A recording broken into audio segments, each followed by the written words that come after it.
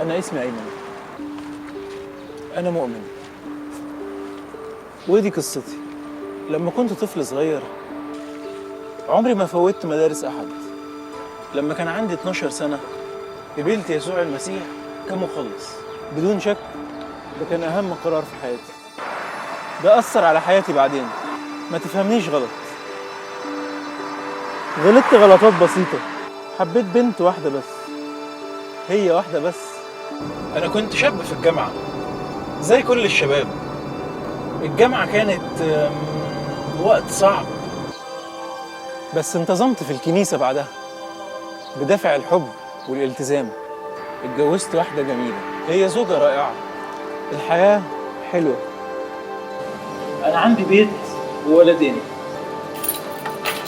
مش ممكن أطلب أكتر من كده. طبعا قلقان شوية على مستقبلي. جوازي أحسن من أي وقت فات، بس محتاج أقضي شوية وقت في البيت.